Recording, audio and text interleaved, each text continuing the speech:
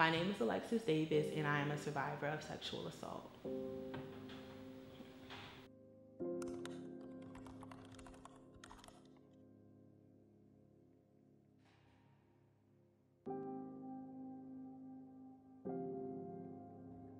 Okay, so my name is Alexis Davis. I am from Prince George's County, Maryland, Bowie, Maryland to be exact. So that's about, for those who don't know, that's about 35 to 45 minutes outside of DC. It's a very diverse area. Most people, they reference us as the DMV, so we're the M and the DMV being Maryland. And yeah, it's a pretty cool place to grow up, just because Prince George's County is the richest black county, but not even so much for the money aspect.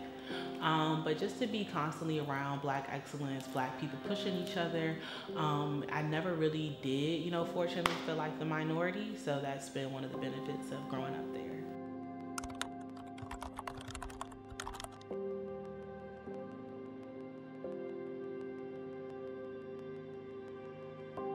It was a tour that a scholarship fund had funded and just kind of took us up and down the East Coast looking at different HBCUs. And on the last day of the tour, we went to FAMU. And FAMU has this thing called Set Friday. And on Set Friday, it's kind of like a big day party. There's different vendors, there's a DJ, all the different orgs kind of represent themselves, whether that be modeling, fashion design, stepping, dancing, all types of things. So that was always something that we looked forward to as a FAMU student. And that the day that the college tour that I was on stopped there, they were having the day party. So that, young 17 me, I'm like, oh, this is lit. I must come here or whatever, without really thinking like, is this a good place for me? So I got home. As soon as I got home, I told my mom, like, we got to fill out the application. We got to see what the SAT score they need. Like, I must go here. And my mom was always kind of the person that was like, do what you want to do. So she didn't really have any stipulations about me going from Maryland to Florida. She felt like, it would be fine. So yeah, I decided to go there. So I decided to major in public relations. I didn't yet find out that it was actually journalism is what I actually wanted to do. So I went there as a public relations major. Kind of got into some orgs and things like that.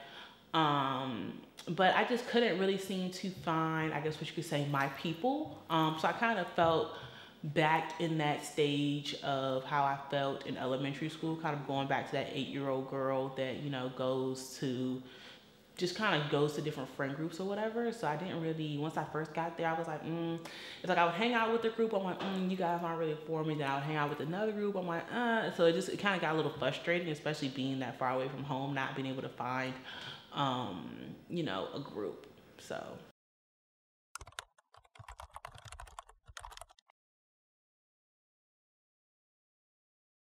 So it's kind of like one of those things where, they're very popular on campus. Nobody thinks that they can do any wrong. They have the trust of the students. They have the trust of the professors. They're very highly involved in the nightlife scene. They're very popular on the internet, through various streams, various social media platforms.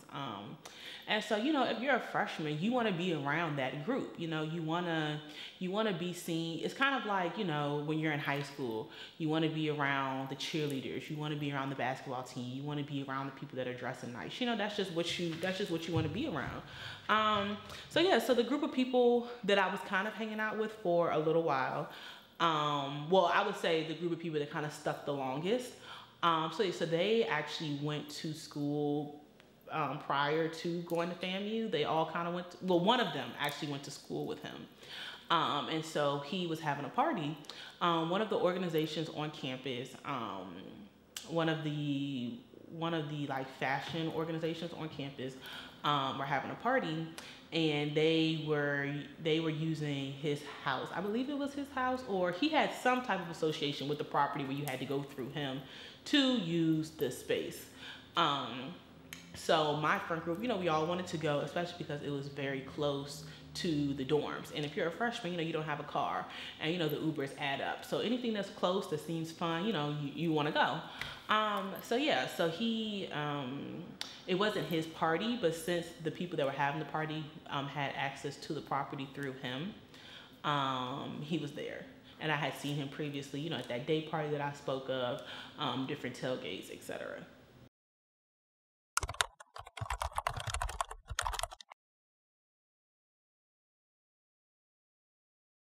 Yeah, so basically, so I went to the party with my friends.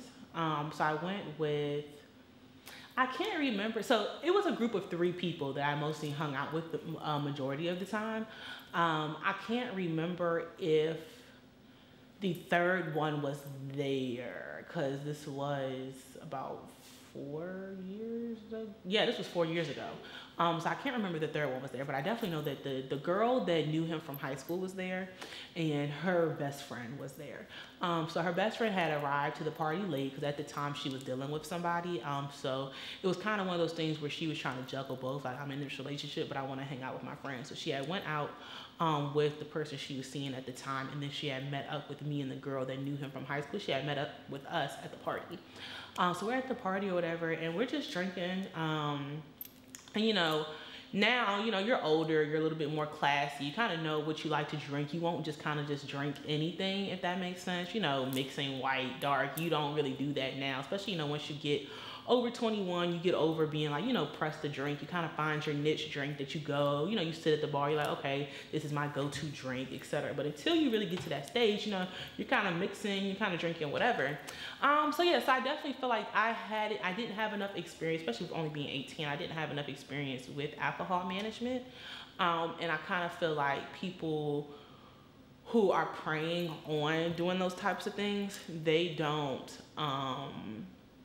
they kind of look out for that, especially when they are in the party scene. They know that there are freshmen coming to their party. They know that they're younger girls, even locals that aren't going to the school. They know, because I mean, this is what they do. So they know what to look for. They know for the signs. Yeah, so we were just kind of all drinking. One of them, the girl that came later on, because she was with the person that she was with at the time, the one that came later on, she actually doesn't drink or smoke. But the girl who knew him from high school, she did drink.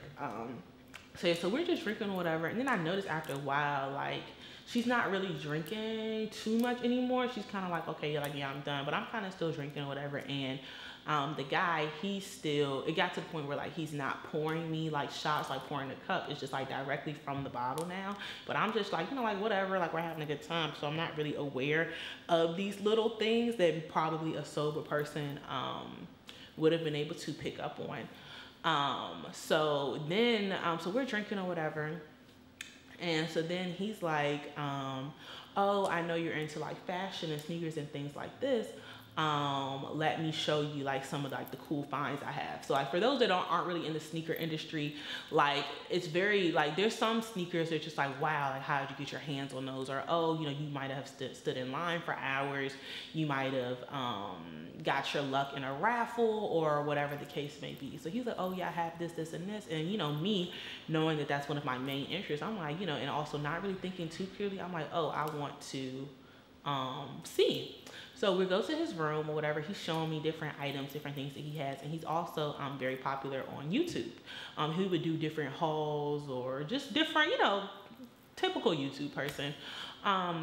So he is showing me,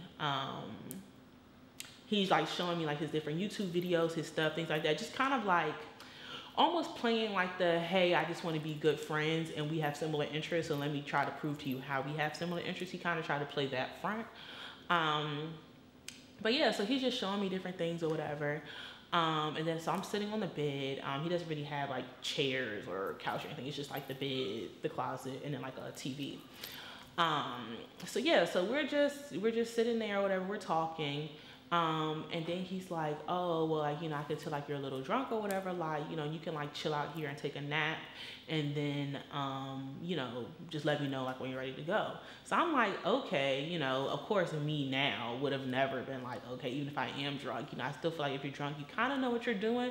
But at that point it was getting almost to a blackout drunk. So I kind of was like, yeah, like whatever, you know, I hear nap, but I'm like, I'm all for it. 'Cause you know, I'm tired, you know, I had been drinking. So yeah, so he's like, yeah, you can just do this. So you could just, you know, take a nap or whatever. So He's like, let me help you take off your shoes. So I'm like, okay. Because at this point, when you're like really, really drunk like that, even something as small as taking off your shoes can seem like such a big task. So when he did offer to do that, I was like, okay.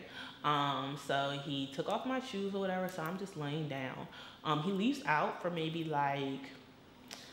a little under 5 minutes, and he comes back in or whatever. So I'm just kind of laying there, just kind of scrolling, whatever, whatever you would do when you're laying down.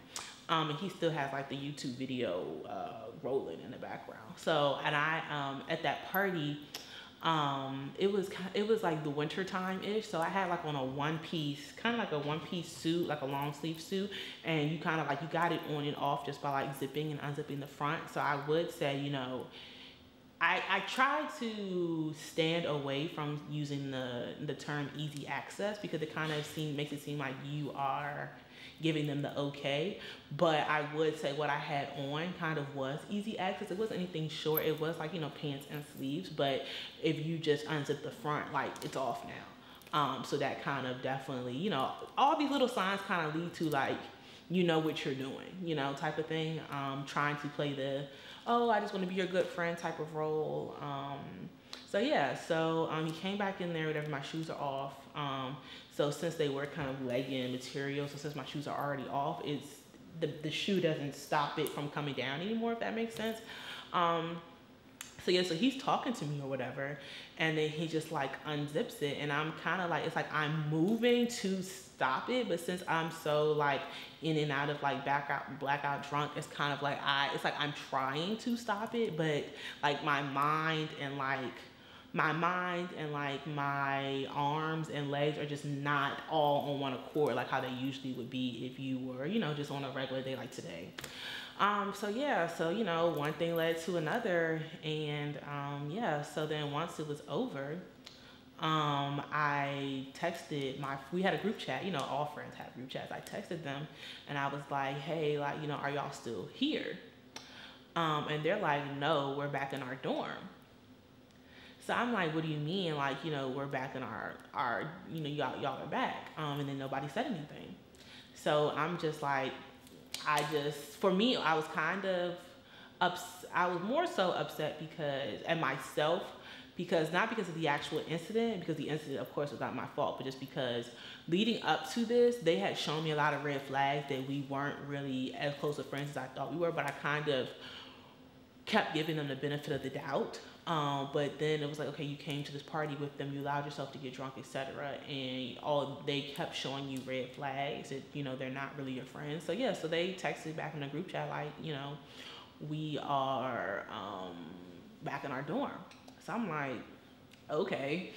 So yes, I just had to get myself together and literally like walk through the party and walk across the street and like walk back to my dorm.